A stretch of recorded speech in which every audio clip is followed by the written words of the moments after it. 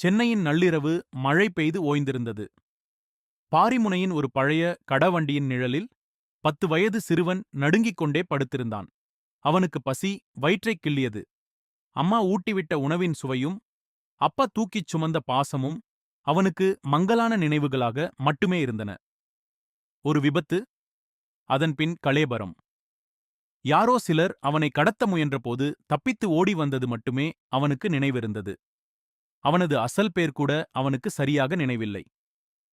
டேய் எழும்புடா, எத்தனை நாள் தான் இப்படி பசியோடு இருப்ப என்று தனக்குத்தானே பேசிக் கொண்டான். அங்கிருந்த ஒரு தேநீர் கடையில் எஞ்சியிருந்த ரொட்டித் துண்டை எடுக்க முயன்றபோது அங்கிருந்த ரவுடி ஒருவன் அவனை ஓங்கி அடித்தான். திருட்டுப் பயலே என்று கத்தினான். வலி அவனுக்கு பழகிவிட்டது. ஆனால் அன்றே அவன் ஒரு சபதம் எடுத்தான். இனி நான் யாருக்கும் பயப்பட மாட்டேன். என் பசியையும் என் வாழ்க்கையையும் நானே தீர்மானிப்பேன். 10 வருடங்களுக்குப் பிறகு அதே பாரிமுனை. இப்போது அவன் சிறுவன் அல்ல. 25 வயது மதிக்கத்தக்க கம்பீரமான தோற்றமும் கூர்மையான பார்வையும் கொண்ட விஜய். ஏழைகளுக்கும் அநீதி இழைக்கப்பட்டவர்களுக்கும் குரல் கொடுக்கும் ஒரு மாஸ் லோக்கல் ஹீரோ. அன்று காலை அந்த பகுதியில் இருந்த ஒரு ஏழை வியாபாரியின் கடையை அரசியல்வாதியின் ஆட்கள் இடிக்க வந்தனர். யாரைக் கேட்டு இங்க கை வைக்கிறீங்க? ஒரு கம்பீரமான குரல் கேட்டது. எல்லோரும் திரும்பிப் பார்த்தனர். விஜய் அங்கே நின்று கொண்டிருந்தான். அவனது கையில் ஒரு சாதாரண டீ கிளாஸ் இருந்தது. யார்ரா நீ, நடுவுல வர்ற என்று வந்தவன் கேட்க, விஜய் சாதாரணமாக நடந்து வந்து அவனது சட்டையைப் பிடித்து ஒற்றை கையில தூக்கினான். இந்த ஏரியாவுக்குள்ள அநியாயம் பண்ணணும்னா முதல்ல என்ன தாண்டித்தான் போகணும். அடுத்த சில நிமிடங்களில் அங்கிருந்த ரவுடி கும்பல் சிதறி ஓடியது. சுற்றிலும் இருந்த மக்கள் கைகளைத் தட்டி ஆரவாரம் செய்தனர். தூரத்திலிருந்து இதை பார்த்துக் கொண்டிருந்தாள் மேகா. அவளது கையிலிருந்த கேமரா விஜயின் இந்த மாஸ் ஆக்ஷனை படம் பிடித்துக் கொண்டிருந்தது. மேகா ஒரு முன்னணி செய்தி நிறுவனத்தின் புலனாய்வு பத்திரிகையாளர். அவளது கண்கள் விஜயின் மீது நிலைத்து நின்றன. அவளது மனதில் ஏதோ ஒரு பொறி தட்டியது. இந்த ரவுடித்தனத்திற்கு பின்னால் ஒரு பெரிய அரசியல் சதி இருப்பதை அவள் உணர்ந்தாள். அதே நேரத்தில் சென்னையின் சொகுசு பங்களா ஒன்றில் தொழிலதிபர் ராஜசேகரும் அவரது மனைவி பார்வதியும் தங்களின் பூஜை அறையில் அழுது கொண்டிருந்தனர். 20 வருடங்களுக்கு முன்பு தொலைந்து போன தங்களின் ஒரே மகனின் புகைப்படத்திற்கு முன்னால் அவர்கள் நின்றனர். எங்கிருந்தாலும் என் பிள்ளை உயிரோடுதான் இருப்பான். ராஜி, என் தாய் மனசு சொல்லுது என்று பார்வதி கதறினாள். நிச்சயமாக பார்வதி, நம் மகனை தேடிக் கண்டுபிடிக்கத்தான். நான் என் சொத்துக்கள் அனைத்தையும் செலவு செய்து கொண்டிருக்கிறேன். சிபிஐ கூட ரகசியமாக இந்த வழக்கை கையில் எடுத்திருக்கிறது. உண்மை சீக்கிரம் வெளிவரும் என்றார் ராஜசேகர் உறுதியான குரலில். அவர்களுக்கு தெரியாது, தங்களின் மகன் அதே நகரின் தெருக்களில் ஒரு சிங்கம் போல உலாவிக் கொண்டிருக்கிறான் என்று. விஜயின் ஆக்ஷனை தன் கேமராவில் பதிவு செய்த மேகா நேராக அவனிடம் நடந்தாள். அவளது முகத்தில் பயமில்லை. மாறாக ஒரு பத்திரிகையாளருக்கே உரிய துணிச்சலும் புன்னகையும் இருந்தது. Mass performance. ஆனா சட்டம் கையை மீறும்போது சில சமயம் அது நமக்கே ஆபத்தா முடியும் தெரியுமா என்று கேட்டபடி தன் பிரஸ் ஐடி கார்டை காட்டினாள். விஜய் அவளை ஏறெடுத்துப் பார்த்தான். அவளது துணிச்சலும் கண்களில் தெரிந்த நேர்மையும் அவனுக்குள் ஏதோ ஒரு ரசாயன மாற்றத்தை ஏற்படுத்தியது. லேசாக புன்னகைத்தபடி, சட்டம் தூங்கும்போதுதான் மேடம் சாமானியன் கத்திய தூக்க வேண்டியிருக்கு. இங்க பசிக்கு முன்னாடி பயம் ரொம்ப சின்னது என்றான். நான் Megha, news one channel investigative journalist. இந்த ஏரியாவை காலி பண்ணச் சொல்லி வர்ற மிரட்டல்களுக்கு பின்னாடி சாதாரண லோக்கல் ரவுடிங் மட்டும் இல்ல, பெரிய அரசியல் தலை ஒருத்தர் இருக்காரு. அவரை பத்தின ஆதாரங்களை தேடிட்டே இருக்கேன். எனக்கு உன்னோட உதவி தேவை என்றாள் மேகா நேரடியாக. விஜய் அவளது கண்களை உற்று பார்த்தான். அவளுக்கு உதவ வேண்டும் என்ற எண்ணத்தைத் தாண்டி அவளுடன் பயணிக்க வேண்டும் என்ற ஒரு இனிய உணர்வு அவன் மனதில் முதன்முறையாகத் தோன்றியது. சரி, உங்க ஆபத்தான விளையாட்டுக்கு நான் துணையா வர்றேன் என்று கைகுலுக்கினான். மறுபுறம் இந்த மோதல் சாதாரண தெருச்சண்டையாக முடிந்துவிடவில்லை. அடிபட்டு ஓடிய ரவுடிகள் உள்துறை அமைச்சர் ருத்ரனின் வலதுகரமான தாதா துரையிடம் போய் நின்றனர். ஒரு சாதாரண லோக்கல் பைய உங்களை அடிச்சு விரட்டுனானா? அந்த ஏரியா நமக்கு ரொம்ப முக்கியம்டா. அங்க இருக்கிற ஏழைங்கள விரட்டுனாதான் அந்த நிலத்த வச்சு ராஜசேகரோட கம்பெனிய நம்மால முடக்க முடியும். அந்த பையன் யாருன்னு கண்டுபிடிங்க என்று கர்ஜித்தான் துரை. அத்தியாயம் 3. வேட்டை தொடங்கும் நேரம். CBI entry. சென்னையின் சிபிஐ தலைமை அலுவலகம் பரபரப்பாக இருந்தது. டெல்லியிலிருந்து சிறப்பு அதிகாரியாக நியமிக்கப்பட்ட அரவிந்த் தன் இருக்கையில் அமர்ந்திருந்தார். கூர்மையான கண்கள், கச்சிதமான உடை, எதற்கும் அசையாத நிதானம். இதுதான் அரவிந்த். அவரது மேஜையின் மேல் 2 ஃபைல்ஸ் இருந்தன. ஒன்று 20 வருடங்களுக்கு முன்பு தொழிலதிபர் ராஜசேகரின் மகன் கடத்தப்பட்ட வழக்கு. இன்னொன்று தற்போதைய உள்துறை அமைச்சர் ருத்ரன் செய்து வரும் சர்வதேச பணப்பரிமாற்ற மற்றும் நில அபகரிப்பு சதி வழக்கு. அரவிந்த் தன் உதவியாளரை அழைத்தார். இந்த 2 கேஸுக்கும் நடுவுல ஏதோ ஒரு காமன் லிங்க் இருக்கு. ராஜசேகரோட பையன் காணாமல் போன அன்னைக்கு தான் ருத்ரனோட அரசியல் வளர்ச்சி ஆரம்பிச்சிருக்கு. இது விபத்தோ சாதாரண கடத்தலோ இல்ல. ஏதோ ஒரு பெரிய குடும்ப ரகசியம் இதுக்குள்ள மறைஞ்சிருக்கு. அந்த பையன் உயிரோடு இருக்கானா இல்லையான்னு முதல்ல கண்டுபிடிக்கணும் என்றார் உறுதியுடன். அத்தியாயம் 4. அறியாத சந்திப்பு. அடுத்த நாள் மாலை சென்னையில் ஒரு பெரிய தொண்டு நிறுவனத்தின் பாராட்டு விழா. ஏழை எளிய மாணவர்களுக்கு நிதியுதவி வழங்கும் அந்த விழாவிற்கு முதன்மை விருந்தினராக தொழிலதிபர் ராஜசேகர் வந்திருந்தார். விஜய் தன் பகுதியில் உள்ள சில சிறுவர்களை அந்த உதவித் தொகைக்காக அழைத்து வந்திருந்தான். மேடையில் அமர்ந்திருந்த ராஜசேகரின் கண்கள் தற்செயலாக கூட்டத்தில் நின்றிருந்த விஜய்யின் மீது விழுந்தன. அவரையறியாமல் அவரது நெஞ்சு படபடவென துடித்தது. அந்த முக அமைப்பும் கம்பீரமான பார்வையும் 20 வருடங்களுக்கு முன்பு தொலைந்து போன தன் தந்தையின், விஜயின் தாத்தாவின் சாயலை அப்படியே பிரதிபலிப்பது போல் அவருக்குத் தோன்றியது.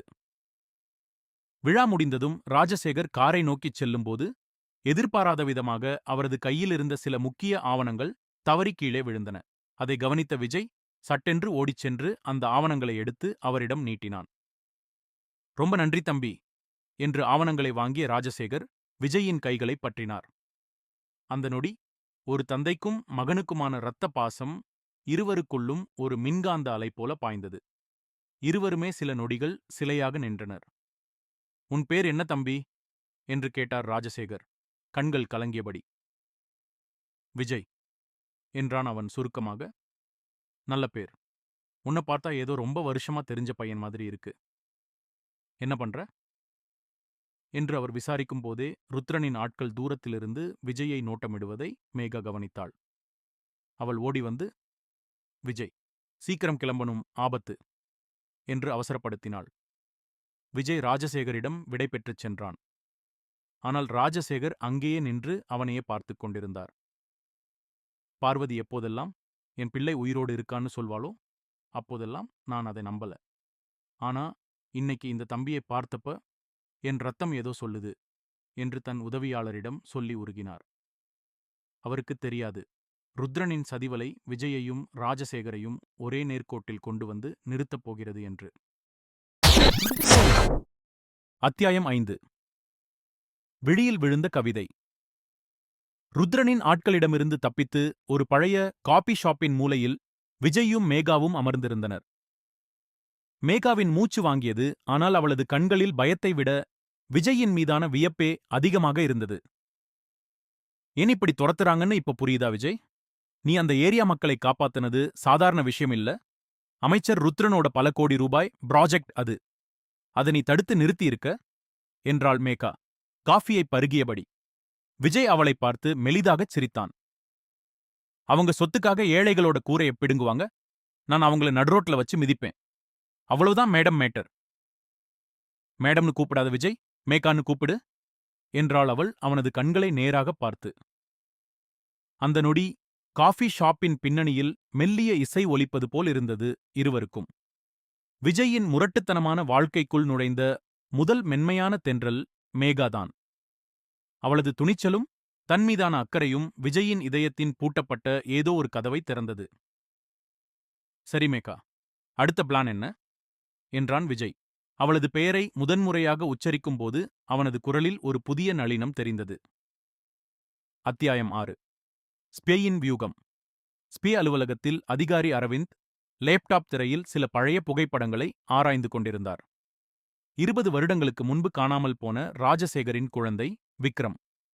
அவனது இடது கையில் ஒரு குறிப்பிட்ட வடிவிலான மச்சமும் தோள்பட்டையில் ஒரு பழைய தீக்காய தழும்பும் இருந்ததாக கோப்புகள் கூறின.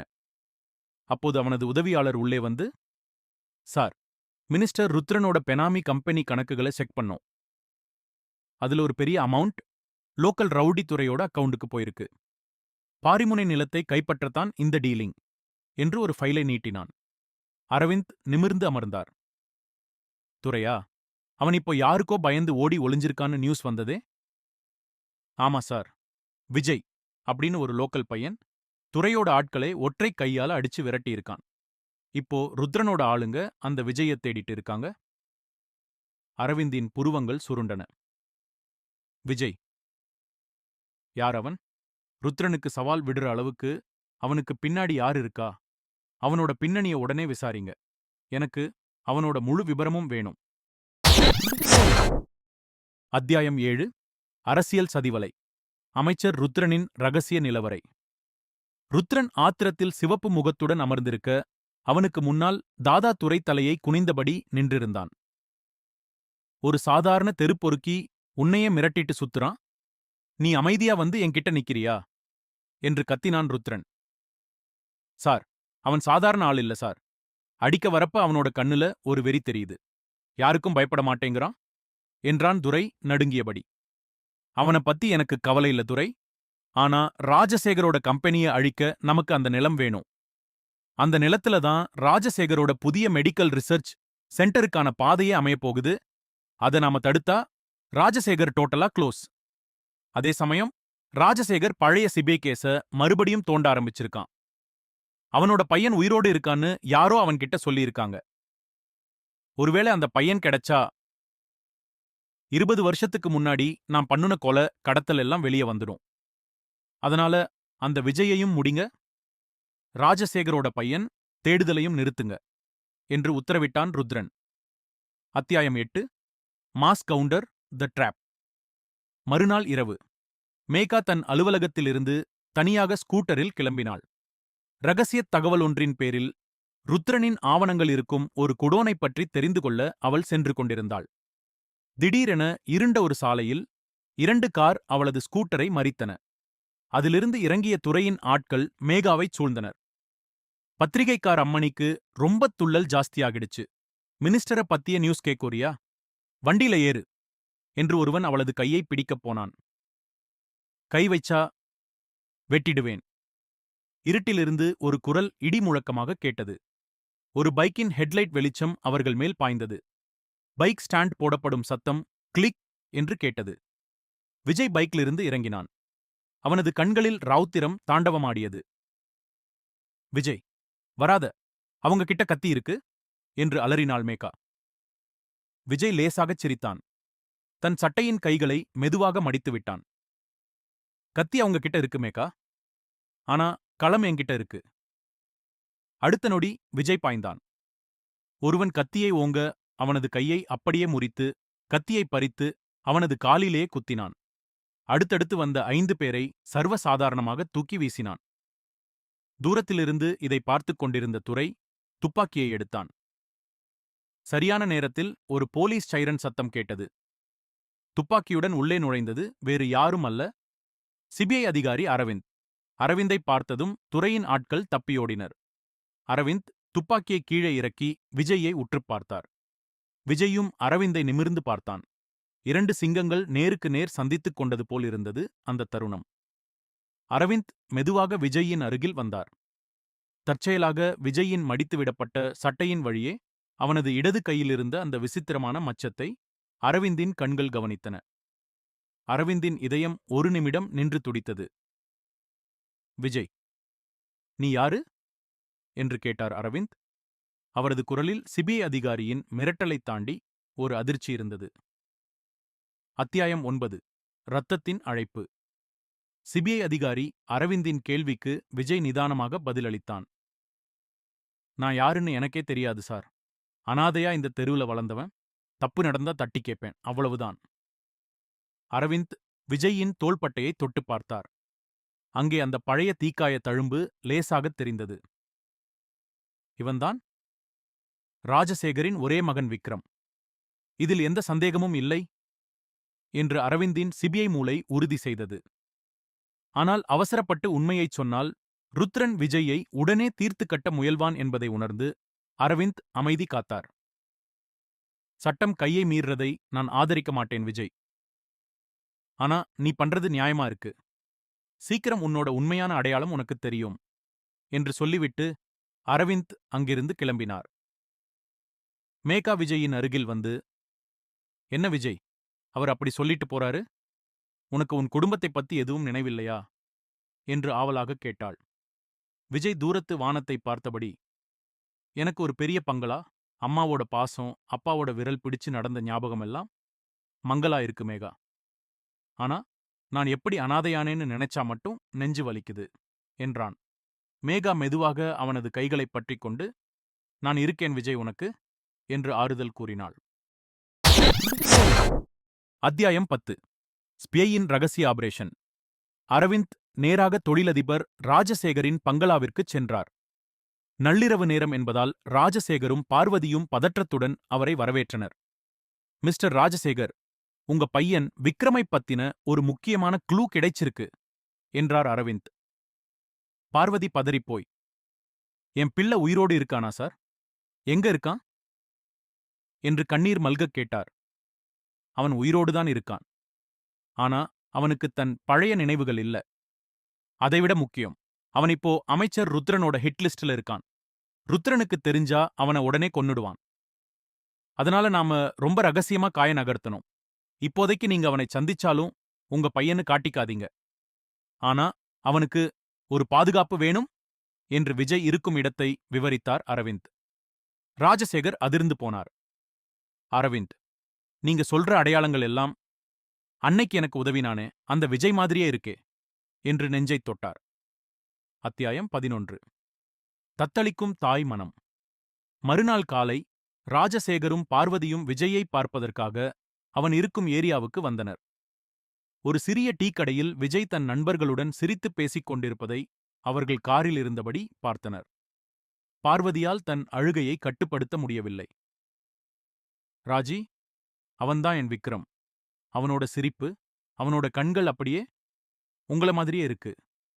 எப்படி கஷ்டப்பட்டு வளர்ந்திருக்கான் என் பிள்ளை என்று காரை விட்டு இறங்க முயன்றார். ராஜசேகர் அவளைத் தடுத்தார். பார்வதி, அவசரப்படாதே. சுத்தியும் ருத்ரனோட ஆளுங்க உளவு பார்த்துட்டு இருக்காங்க.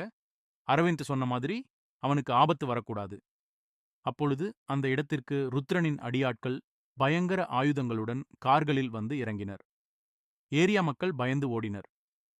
டேய் விஜய், இன்னைக்கு உன்னை உயிரோட விடமாட்டோம்டா என்று கத்தியபடி துரையின் ஆட்கள் விஜய்யைச் சூழ்ந்தனர். காரில் இருந்த பார்வதி பதறினாள்.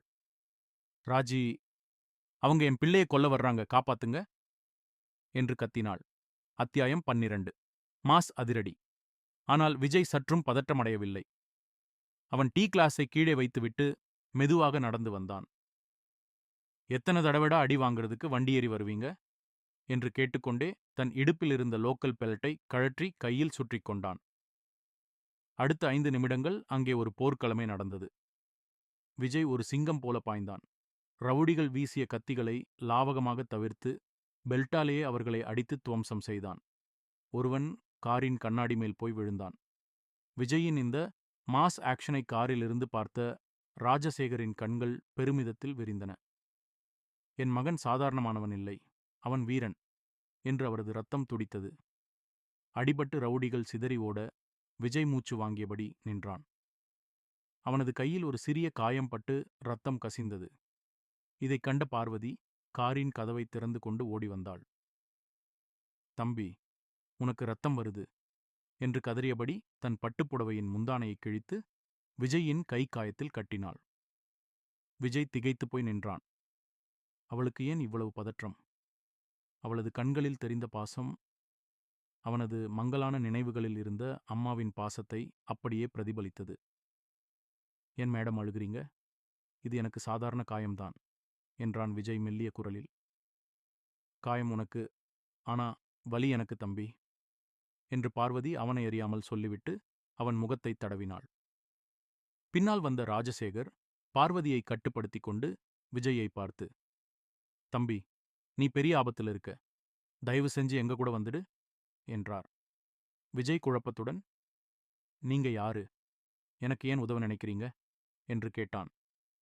அப்போது அங்கே வந்த மேகா, விஜய், இவங்கதான் தமிழ்நாட்டின் மிகப்பெரிய தொழிலதிபர் ராஜசேகர் பார்வதி தம்பதி. இவங்களுக்கு பின்னாடிதான் மினிஸ்டர் ருத்ரன் சுத்திட்டு இருக்கான். இவங்க உனக்கு எதிரி இல்ல என்றாள். விஜய் யோசித்தான். அவனுக்குள் ஏதோ ஒரு ரகசியம் புதைந்திருப்பது அவனுக்கு புரியத் தொடங்கியது. சரி, உங்க பங்களாவுக்கு நான் வர்றேன். ஆனா எனக்கு சில உண்மைகள் தெரியணும் என்றான் உறுதியுடன். அத்தியாயம் 13. சொந்த வீட்டிற்குள் ஒரு அந்நியன். விஜய் முதன்முறையாக ராஜசேகரின் பிரம்மாண்ட பங்களாவிற்குள் நுழைந்தான். வாசலில் கால் வைத்த உடனே அவனுக்குள் ஒரு விசித்திரமான அதிர்வு ஏற்பட்டது. அங்கிருந்த ஒவ்வொரு தூணும், சுவர்களில் இருந்த ஓவியங்களும் அவனுக்கு ஏதோ ஒரு பழைய நினைவை நினைவூட்டுவது போல் இருந்தன. அவனை ஒரு சோஃபாவில் அமர வைத்த பார்வதி அவனுக்கு பிடித்த பாதாம் பாலை கொண்டு வந்து கொடுத்தாள். உங்களுக்கு எப்படி தெரியுமே? மேடம், எனக்கு பாதாம் பால் பிடிக்கும்னு என்று விஜய் ஆச்சரியத்துடன் கேட்டான். பார்வதி கண்ணீரை மறைத்துக் கொண்டு புன்னகைத்தாள். அதே நேரத்தில் சிபிஐ அதிகாரி அரவிந்தும் மேகாவும் அங்கே வந்தனர். அரவிந்தின் கையில் ஒரு பழைய மருத்துவ அறிக்கை இருந்தது. விஜய், நீ யார்? உன்னோட பின்னணி என்னன்னு தெரிஞ்சுக்கத்தான் நீ இத்தனை வருஷமா தவிச்சிட்டே இருக்க, இல்லையா என்று கேட்டார் அரவிந்த். ஆமா சார். என் பெற்றோர் யாரு, நான் ஏன் அனாதையா தெருவுல கிடந்தேன்னு தெரியாம ஒவ்வொரு நாளும் நரகமா இருக்கு என்றான் விஜய். அரவிந்த் அந்த அறிக்கையை நீட்டினார். 20 வருஷத்துக்கு முன்னாடி அமைச்சர் ருத்ரன் சாதாரண வார்டு கவுன்சிலரா இருந்தான். அப்போ அவனோட அராஜகங்களுக்கு முட்டுக்கட்டையா இருந்தவர் தொழிலதிபர் ராஜசேகர். ராஜசேகரை பழிவாங்க ருத்ரன் அவரோட 5 வயது மகன் விக்ரமை கடத்தினான். கடத்திட்டு போகும்போது நடந்த விபத்துல விக்ரமோட தலையில பலத்த அடிபட்டு நினைவாற்றல் போயிடுச்சு. அந்த விக்ரம் தான் விஜய். நீ? விஜய் அதிர்ச்சியில எழுந்து நின்றான். என்ன சொல்றீங்க சார்? ஆமா விஜய், உன்னோட இடது கை மச்சம், தோள்பட்டை தழும்பு எல்லாம் நீதான் விக்ரம்னு நிரூபிக்குது. உன்னை இத்தனை வருஷமா பெத்தவங்க தேடிட்டே இருக்காங்க என்றார் அரவிந்த். விஜய் மெதுவாக திரும்பி ராஜசேகரையும் பார்வதியையும் பார்த்தான். பார்வதி கைகளை விரித்து, விக்ரம், என் செல்லமே என்று கதறினாள். அந்த நொடி விஜயின் மூளையில் ஒரு மின்னல் வெட்டியது. சிறுவயதில் அம்மா தன்னை விக்ரம் என்று கூப்பிட்ட குரல் அவன் காதுகளில் எதிரொலித்தது. அவனது கண்களிலிருந்து கண்ணீர் அருவியாக கொட்டியது. ஓடிச் சென்று தன் தாய், தந்தையை கட்டிக்கொண்டான். 20 வருடப் பிரிவு ஒரு வழியாக முடிவுக்கு வந்தது. தூரத்திலிருந்து இதை பார்த்த மேகாவின் கண்கள் ஆனந்தக் கண்ணீரில் நனைந்தன. அத்தியாயம் 14. சதிவலையின் உச்சம். விஜய்தான் ராஜசேகரின் மகன் விக்ரம் என்ற உண்மை அமைச்சர் ருத்ரனுக்கு தெரியவந்தது. அவனது ரகசிய ஆட்கள் மூலம் இந்த தகவல் கசிந்தது. என்னது? அந்த லோக்கல் பொறுக்கி விஜய்தான் ராஜசேகரோட பையனா? அவன் உயிரோடு வந்தா என் அரசியல் வாழ்க்கை, சொத்து எல்லாம் அழிஞ்சிடும். சிபிஐ வேற என்ன சுத்தி வளைச்சிட்டு இருக்கு. இன்னைக்கு ராத்திரியோட ராஜசேகர் குடும்பமே உலகத்துல இருக்கக்கூடாது. அவங்க பங்களாவை கொளுத்துங்கடா என்று கொடூரமாக உத்தரவிட்டான் ருத்ரன். துரையின் தலைமையில் ஒரு பெரிய ஆயுதப்படை நள்ளிரவில் ராஜசேகரின் பங்களாவைச் சூழ்ந்தது. அவர்கள் வீட்டின் மீது பெட்ரோல் குண்டுகளை வீசத் தொடங்கினர்.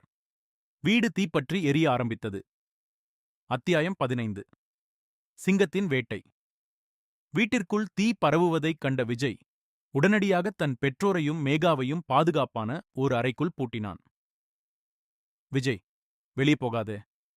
அவங்க கிட்ட கண் இருக்கு என்று மேகா கதவை தட்டி அழுதாள். விஜய் அவளை பார்த்து மாசாக ஒரு புன்னகையை வீசினான். இத்தனை நாள் நான் தெருவுல வாழும்போது எனக்கு பின்னாடி யாரும் இல்ல மேகா. ஆனா இன்னைக்கு என் பின்னாடி என் குடும்பம் இருக்கு. என் குடும்பத்து மேல கை வச்சா அவன் மந்திரி இல்ல, எவனா இருந்தாலும் பிணமாத்தான் போவான். வீட்டின் பிரதான கதவை உதைத்துத் திறந்து கொண்டு விஜய் வெளியே வந்தான். சுற்றிலும் எரியும் தீயின் வெளிச்சத்தில் அவனது முகம் ஒரு போர்க்களத்து வீரன் போல ஜொலித்தது. துரையின் ஆட்கள் துப்பாக்கியால் சுட முயன்றனர். ஆனால் விஜய் சிறுவயது முதல் தெருக்களில் சண்டை போட்டு வளர்ந்தவன். அவனது வேகம் மின்னலை விட வேகமாக இருந்தது. சுவர்களில் ஏறிப் பாய்ந்து துப்பாக்கி ஏந்தியவர்களின் கைகளை உடைத்தான். பெட்ரோல் குண்டுகளை அவர்களின் மீதே திருப்பி வீசினான். கடைசியாக தாதாதுரை விஜயின் முன்னால் பயந்து நடுங்கி நின்றான். விஜய் அவனது கழுத்தைப் பிடித்து ஒற்றை கையில் தூக்கினான். உன் மந்திரி ருத்ரன் எங்கடா என்று கர்ஜித்தான். அப்போது அங்கே சிபிஐ காரில் அமைச்சர் ருத்ரன் தப்பியோட முயன்றான். ஆனால் சிபிஐ அதிகாரி அரவிந்த் தனது படையுடன் வந்து அவனது காரை மறித்தார்.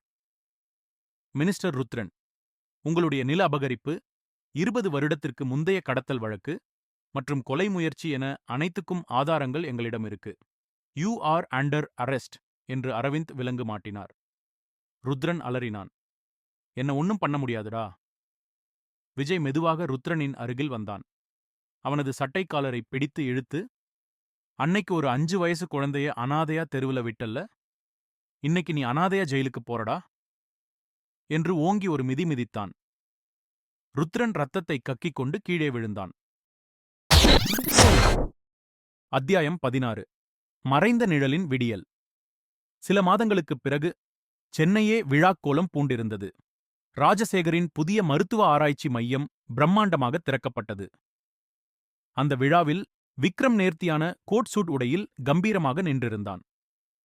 அவனது ஒரு கையை தாய் பார்வதியும் மறு கையை தந்தை ராஜசேகரும் பெருமையுடன் பிடித்திருந்தனர்.